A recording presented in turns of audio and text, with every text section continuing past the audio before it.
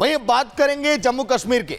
सुरक्षा बल लगातार चौतरफा प्रहार कर रहे हैं और घाटी में आतंकवादियों का आपातकाल अब चलने लगा है।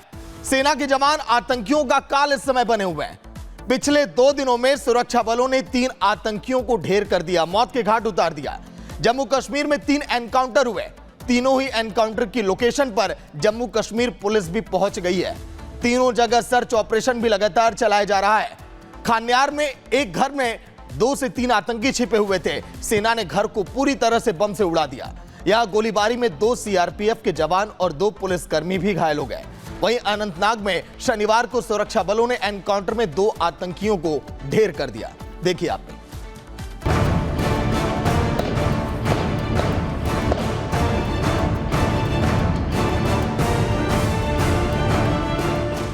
श्रीनगर में आतंकियों के खिलाफ आर पार की ये सबसे जबरदस्त तस्वीर है। जिस मकान को ढाल बनाकर आतंकी फायरिंग कर रहे थे, मासूमों की मौत का सौदागर बनने की चाह रख रहे थे, घाटी को फिर से दहलाने की कोशिश कर रहे थे, उस इमारत को ही सेना ने आग के हवाले कर दिया।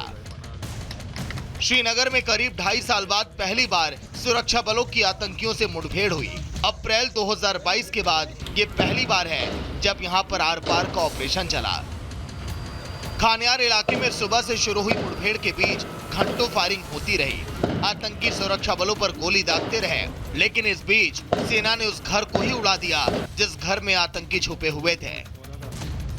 ये मंजर देखकर दहशतगर्द थर-थर कांपने लगे। भारत में आतंक फैलाने का ख्वाब पाले बैठे आतंकियों के आका बिल में छुप गए। दहशत फैलाने का मंसूबा रखने वाले आतंकियों ने सोचा भी नहीं होगा कि अंत इतना भयानक होगा। धमाके के बाद पाकिस्तानी आतंकी समेत पूरा घर जलकर खाक हो गया। भारतीय सेना का एक्शन इतना जोरदार था कि उसकी गूंज सीमा पार बैठे आतंकियों तक पहुंची तो जरूर होगी। जब उसमें धमाका हुआ तो धुएं से उनका दम घुटा। वो बाहर आए और सेना की गोली के शिकार हो गए। मारे गए आतंकी की पहचान उस्मान के रूप में हुई, जो विदेशी आतंकी बताया जा रहा है।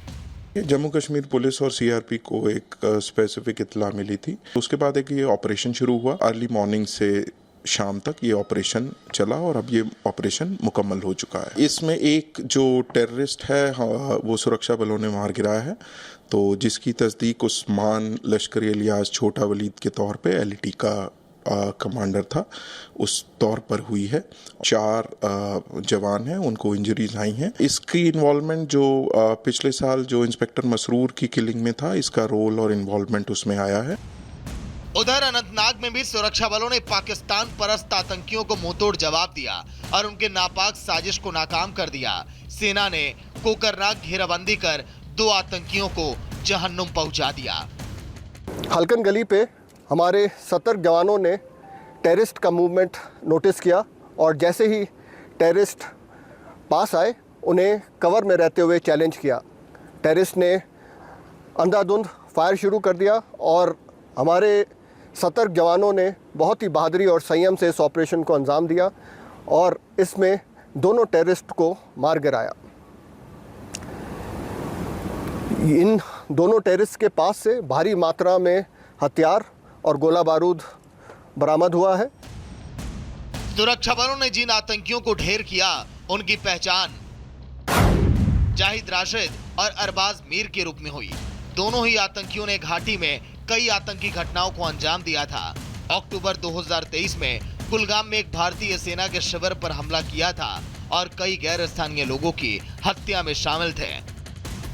उनके मारे जाने से लश्कर और पीएएफ को बड़ा झटका लगा है। इन दोनों टेररिस्ट के मारे जाने से एलईटी और पैफ को एक बहुत बड़ा धक्का लगा है, क्योंकि इनमें से एक टेररिस्ट अरबाज मीर है जो कि 2018 में पाकिस्तान चला गया था और बड़े लंबे समय तक वहाँ पर ट्रेनिंग लेके 2022 और 23 में वापस आया और इन काफ़ी आतंकी गतिविधियों में शामिल रहा। अनंतनाग में ढेर हुए दोनों आतंकी जम्मू कश्मीर के ही रहने वाले थे, जिनमें एक अरबाज मीर कुलगाम के केहोम का रहने वाला था। अरबाज जैश ऑफशूट पीएएफ का ऑपरेशनल चीफ था, जो 15 जून को डोडा में भारतीय सेना पर हुए हमले में शामिल था, जिसमें सेना की कैप्टन समेत 5 जवान शहीद हुए थे। इसके साथ ही दक्षिण कश्मीर में हुए आतंकी हमले में भी इनका हाथ था, जिसमें स्पेशल फोर्स और राष्ट्रीय राइफल के एक जवान शहीद हुए थे। बताया जा रहा है कि डोडा हमले में अरबाज देसा क्षेत्र के भारतीय सेना के गश्ती दल पर हमला करने वाले आतंकवादियों के समूह में शामिल था। इस मुठभेड़ में जो है वो दोनों आतंकवादी जो है वो मारे गए। इसमें से एक जाहिद रशीद जो है, जो हसनपुरा बिजबिहारा का रहने वाला है, जो 2024 में अप्रैल के महीने में एक नॉन लोकल लेबरर को उसने वहाँ पे मारा और उसके बाद उसने टेररिस्ट रैंक्स जो है वो ज्वाइन की। दूसरा जो टेररिस्ट जो है जो इस मुठभेड़ में जो है वो न्यूट्रलाइज हुआ, उसका नाम जो है वो अरबाज मीर है।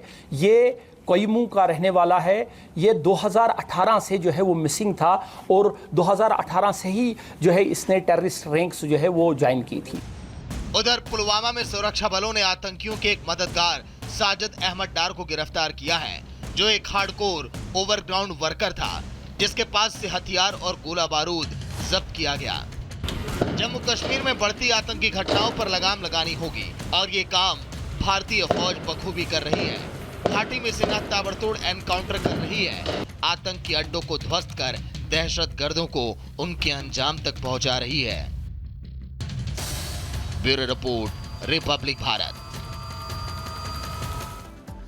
तो देखा आपने, एक तरफ हमारे देश के जवान आतंकियों के मिशन और आउट में लगे हैं कि आखिर कैसे एक एक आतंकियों को ढूंढकर उनको मौत की नींद सुलाई जाए, लेकिन चुनाव हाल ही में खत्म हुए। जो सत्ता में पार्टी है उसके मुखिया अध्यक्ष फारूक अब्दुल्ला को ये सब बातें हजम नहीं हो रही है। पाकिस्तान के आतंकियों के लिए उनको बहुत ज्यादा प्रेम आ रहा है और हिंदुस्तान की जांच एजेंसियों पर और एजेंसियों पर भी अब वो सवाल खड़े करने लगे हैं। रिपोर्ट आप देखिए।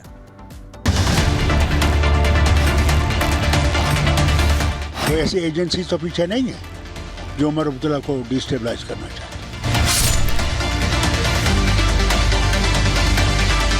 घाटी में आतंक अपना सर उठा रहा है। भारत की सेना अपनी जान पर खेलकर आतंकियों के फन को कुचलने में लगी है। दूसरी ओर सत्ताधारी पार्टी के बहुत बड़े नेता नेशनल कॉन्फ्रेंस के अध्यक्ष फारूक अब्दुल्ला ये मानने को तैयार नहीं है कि घाटी को लाल करने पर तुले आतंकी पाकिस्तानी हैं। उनके बेटे की सरकार पर कोई सवाल ना उठे, इसलिए वो अब एजेंसियों पर सवाल उठा रहे हैं। अगर वो पकड़े गए ना जो ये कर रहे हैं, पता लगेगा कौन कर रहा है। मारना नहीं चाहिए उनको पकड़ना चाहिए और पकड़ के उनसे पूछना चाहिए कि कौन उनके पीछे है। कोई ऐसी एजेंसी तो पीछे नहीं है जो उमर अब्दुल्ला को डिस्टेबलाइज करना चाहती।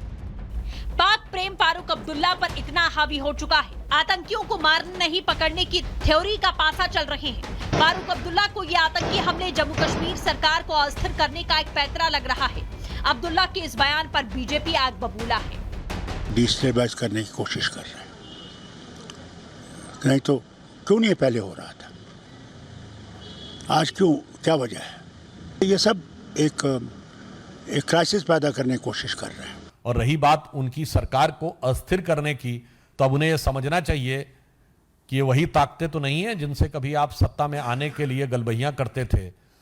परोक्ष रूप से आज उन्हीं ताकतों का आपको सामना करना पड़ रहा हो। ये फारूक अब्दुल्ला साहब क्या क्या बोले थे कि पाकिस्तान से वार्ता होनी चाहिए, हम चीन से भी सब लेंगे 370 रिस्टोर करने के लिए। तो इसलिए मैं सिर्फ उनसे यह कहना चाहता हूं कि राजनीति में देश हित और समाज हित को रख के राजनीति की जानी चाहिए। आप विपक्ष में रहकर गैर जिम्मेदाराना राजनीति करेंगे तो सत्ता में आकर अगर यह बात में कोई भी सच्चाई है तो यह आपके मन का या तो भय है, और अगर सच्चाई है तो आपको ये इनपुट केंद्र सरकार और एलजी के साथ शेयर करने चाहिए।